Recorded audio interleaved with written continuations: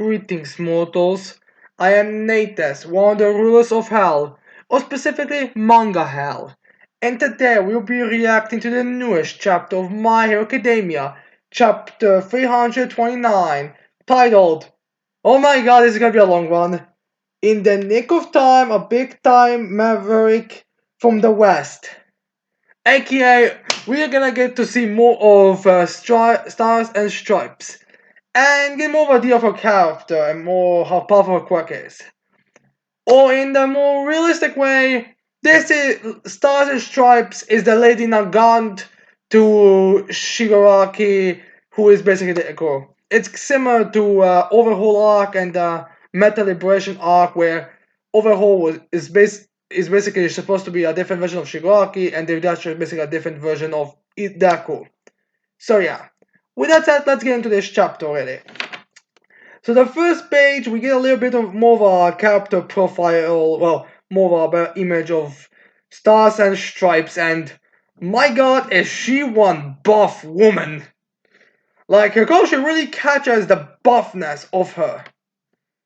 And yeah, anyways, we finally get to the dialogue, and we see the real body of All For One sitting on a makeshift throne with the medical devices next to him, as well as three near high-end Nomu.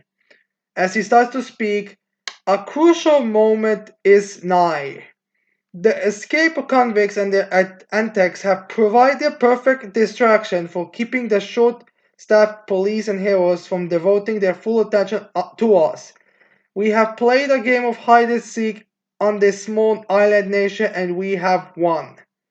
And then we see they're in this like kind of oddly convenient mountain, or maybe it's a building, or although by the looks of it in the next page, it seems to be more like an old abandoned mine that's somewhat covered by a bit of leaves.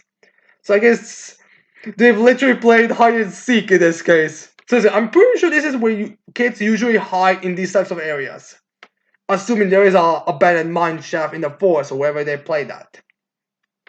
So anyways, then we have Spinner of all people responding to All For One, which I gotta say now, it's hilarious how All For One, this unbelievable intelligent villain, this top of the villains, potentially the main villain or the secondary main villain or the casualist of the entire My Academia story, is now talking to Spinner, a villain who I'm pretty sure isn't ranking high in anyone's charts.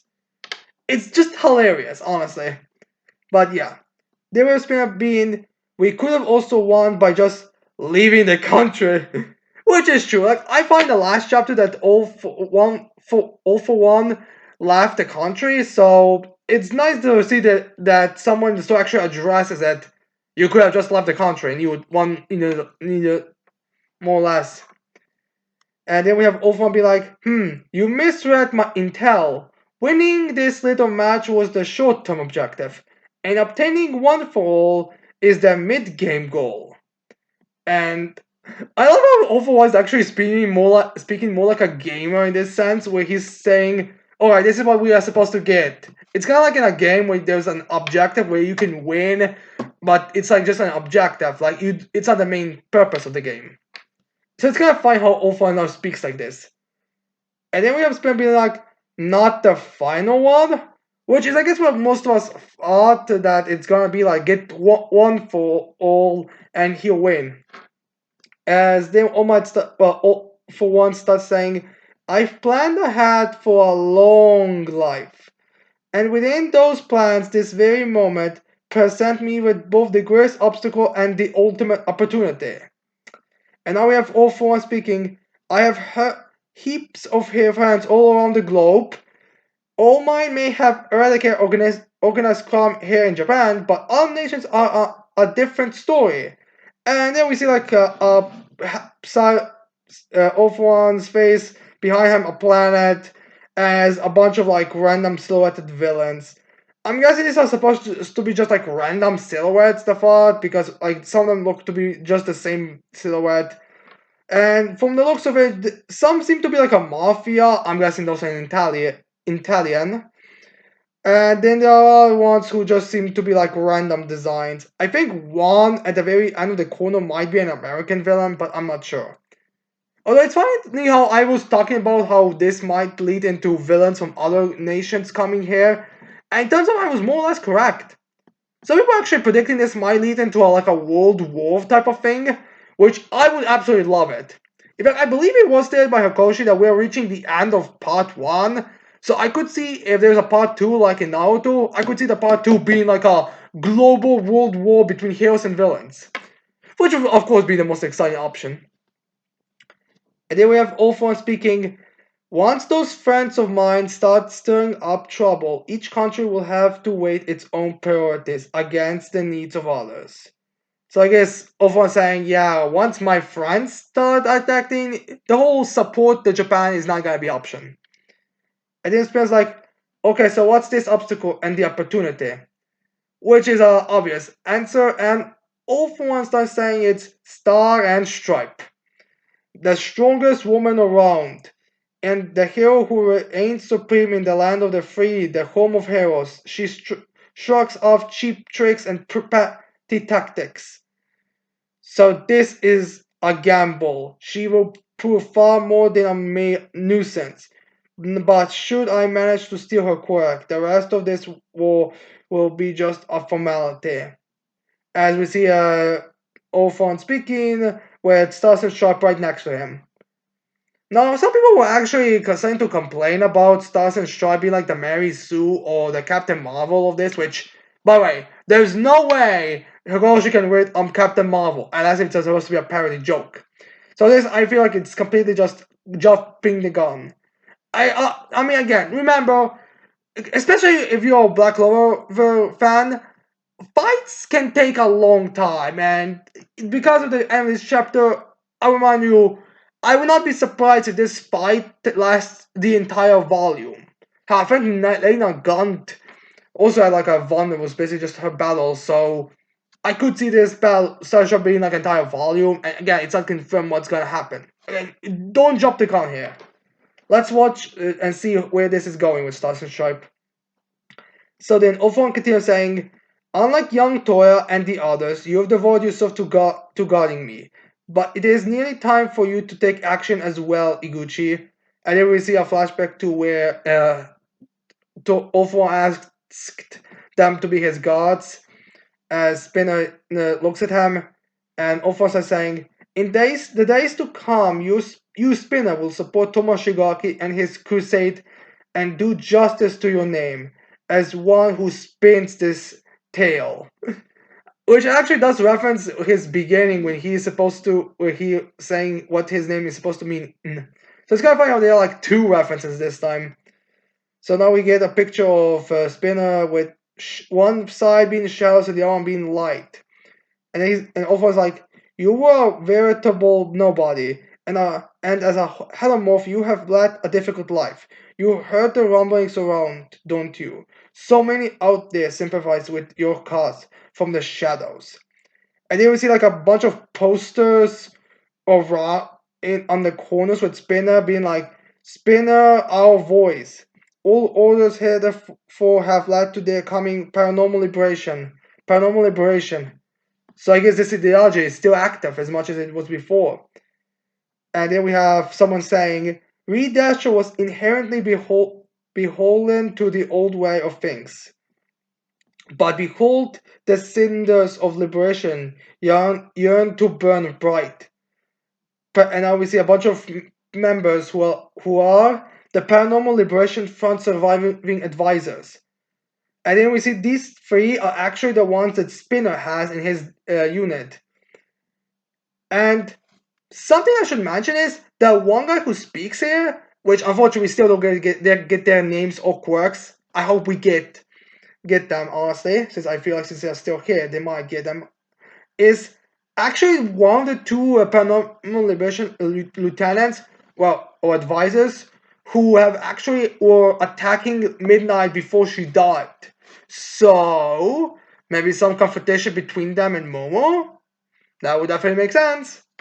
So yeah, now we have that guy continuing being like, we of the Vanguard Action Support Regiment were assigned to fight under Spinner, given who we are.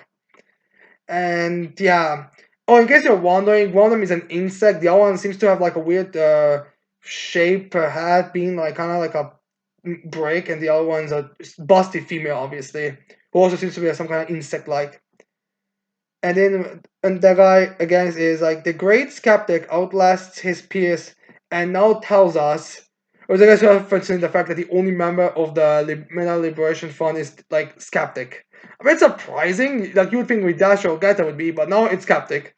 Which, to be fair, skeptics are a lot more hilarious if we're being honest with ourselves.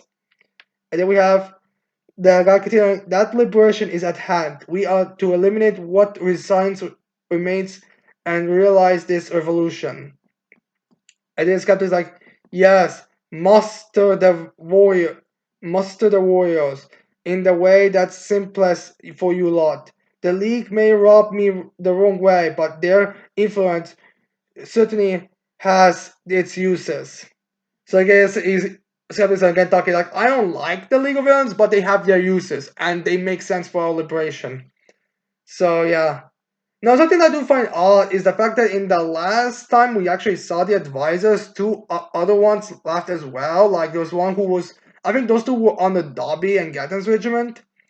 So I'm not sure where. So I'm not sure if those two got captured somewhere during the road, of the if those two are also running around. I'm guessing these three were just chosen because they were under Spinner. So yeah. And then we get another wall that's like Death to Hero Society, and also the tragedy of Himiko Toga plays out to this day, which is actually referencing that story with Toga in the Metal Liberation War arc. And then we see Toga finally, as there's like a white background behind her, so I guess we don't know again where she is. And then Skeptic continues like, Redastro himself saw the light and hope they represent. And then we see Darby in the forest, and Skeptic is like, it makes no difference whether or not the legal villains are true liberators, this tend to accept this mission and burden. Hold them sacred. We shall endow them with divinity.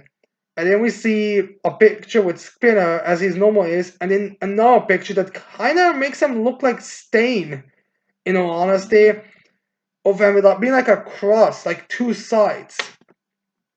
So yeah. Oh, by the way, there are some people theorizing that Spinner might now betray the League of Villains because Stain doesn't fight with them or something like that. Which, to those people, alright, Spinner is essentially supposed to be like the Bakugo to Shigaraki's Izuku. Like, that's what it seems to be heading with. In fact, I believe that was even like point of him putting the hand on Shigaraki. How Kibasuke actually said you are his most devoted follower to about Shigaraki. So I feel like if Spinner is gonna betray the league, it's gonna be more like you help me get Shigaraki back. You can. I don't care about the rest. So I feel like Spinner is not gonna betray unless if it's something else. Also, something that I am a bit concerned about, specifically Spinner, is the fact that All For One wants to use him as the voice, and it's All For One, and he has Gigantomachia. Then we have Spinner, a lizard, or a gecko, or a reptile, whatever his quirk is, here. Dragon, kind of epic final battle. How a dragon usually references the second to the main boss, and if you go by that logic, with Shirko being the main boss and Shirko being the second, if he, like I think he is the Bakugo of the League of Villains, you get what I'm going with here, right? Needless to say, I'm expecting that final moments being a bit of a giant dragon or a giant Godzilla.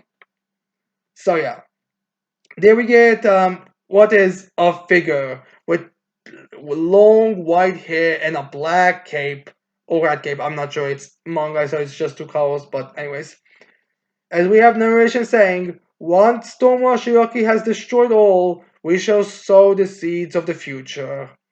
I'm not sure if that's supposed to be Spinner, All For One, or maybe Skeptic. I think it's gonna be a lot more clear in the anime, honestly.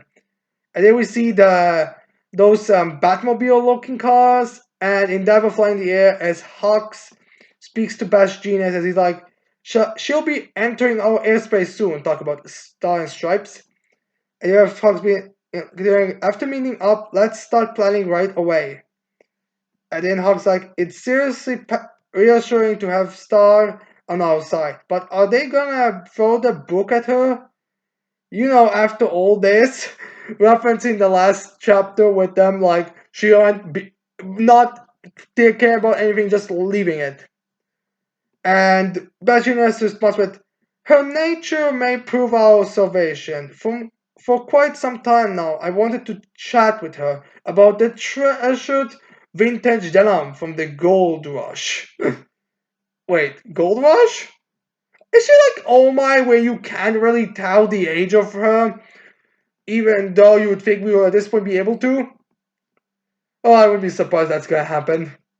And then we have Endeavor is speaking with Hawks, and he's like, Tsukauchi here. Endeavor, oh no, no, it's not Endeavor, it's Tsukauchi. Sorry, I thought it was going to be Endeavor because of the panel structure.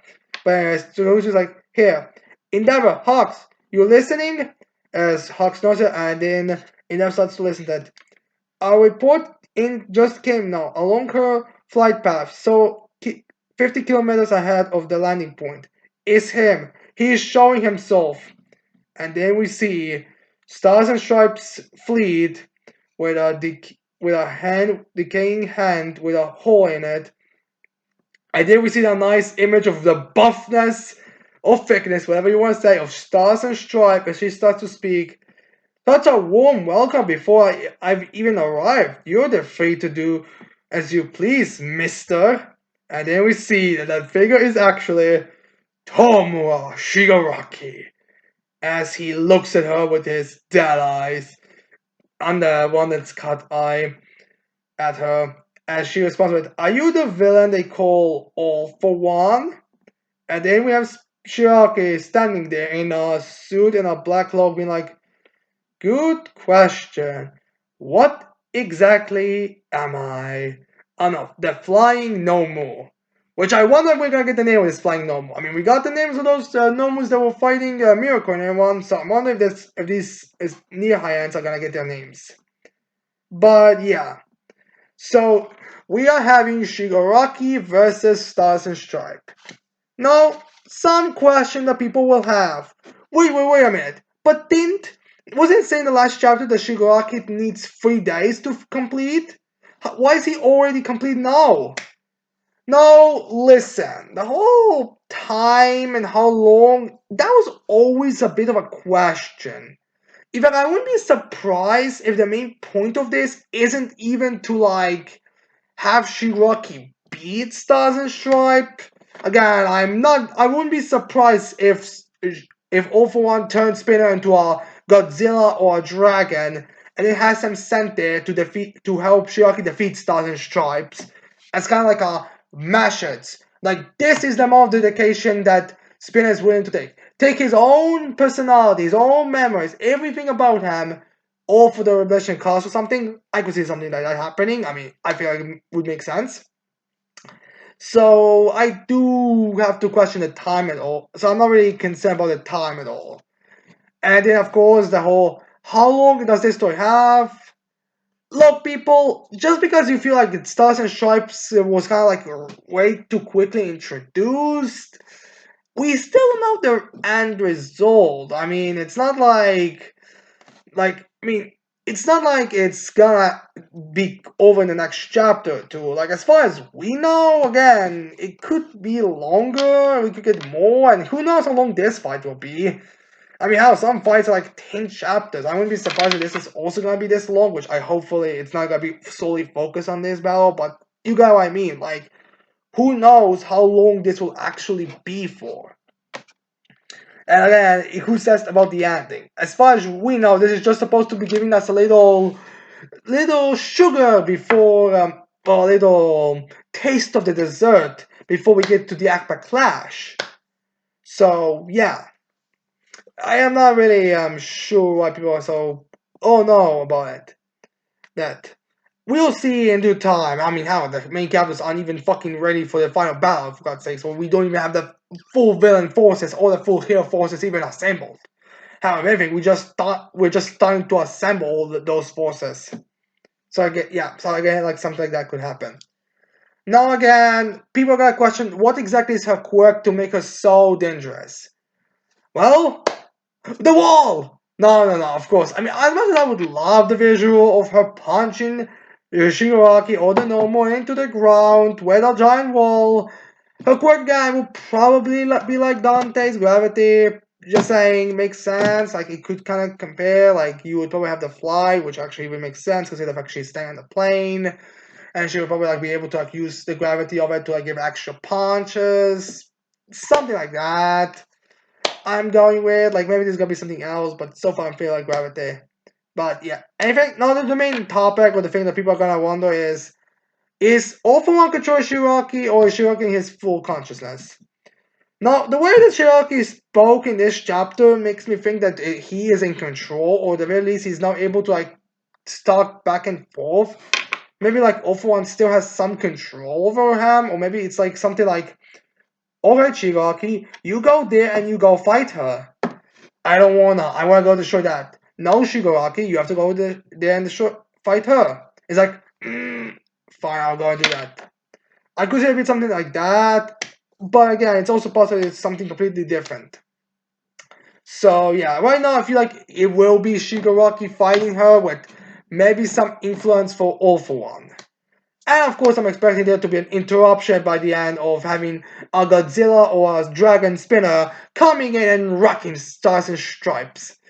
And considering how Hirokoshi usually has these buff as all hell women in their fights, I'm guessing a lot of blood, a lot of bones, and just a lot of pain in the future.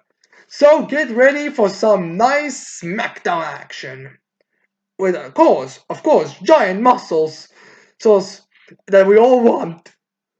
Oh my god, I can't believe like the proper long-lasting battles in the series of the last are gonna be in the last couple of chapters. I'm not counting the battle with Izuku versus the Class 1A or that because I was more like just catch up to him. Like this battle and the last one were basically just the main villain and the main hero fighting beautiful buff chicks. How is that possible? So yeah, anyways, I hope you liked this video. I hope you leave a like and subscribe to this channel for more videos in the future. And of course, tell me in the comments below what you think about the chapter and anything. But yeah, anyways, with that, I cannot wait to see all of you mortals next time. Goodbye.